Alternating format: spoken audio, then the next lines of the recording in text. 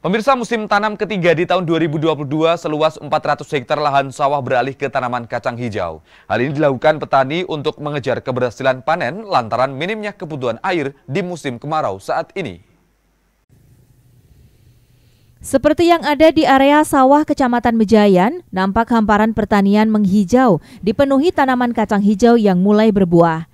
Jika di dua musim tanam tahun 2022 ini, para petani menanam padi, namun di musim tanam ketiga, petani enggan menanam padi dan beralih ke tanaman kacang atau palawija.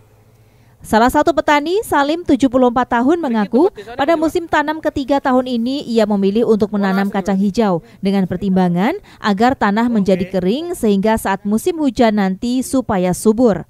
Terlebih di musim kemarau, ketersediaan air sangat minim, sehingga tidak mencukupi untuk tanaman padi. Lemai kersane garing, bicing rendeng itu saged subur. Iya. Iya, alasannya apa, Pak? Ya itu gudak berhasil nih. Oh gitu. Kalau airnya kenapa, Pak? Airnya Sulit. Nggih, rada cilik lah. Oh gitu. Betul uga maksudnya gak nyukupi. Oh gitu. Namung sepindah waktu gejik tok. Waktu gejik tok. Ya. Berarti setelah ini nggak perlu air lagi? Nggak perlu gejik, nggak perlu dilihat. Oh, okay. Sementara Kepala Dinas Pertanian dan Perikanan Kabupaten Madiun, Sodik Heri Purnomo mengatakan, luas tanam lahan kacang hijau di tahun ini cukup tinggi, mencapai lebih dari 400 hektar. Pihaknya menilai sudah mulai ada peningkatan kesadaran petani terkait dengan komoditi dan olah lahan, sehingga petani sudah mulai mengatur pola tanam yang memiliki resiko kecil dan bernilai ekonomi tinggi.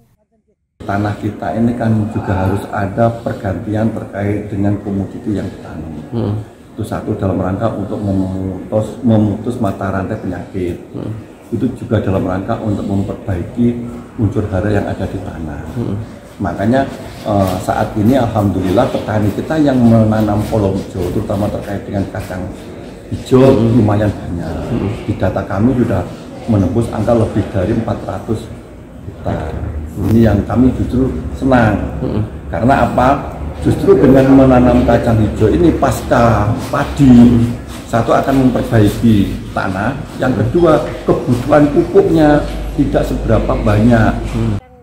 Dengan peralihan pola tanam padi ke palawija dapat menekan serangan hama yang membuat banyak petani mengalami gagal panen pada musim tanam kedua lalu. Sodik menekankan agar petani ketat menerapkan pola tanam, pergantian komoditi tanaman untuk memutus mata rantai penyakit, memperbaiki unsur hara pada tanah. Tova Pradana, JTV, Madiun.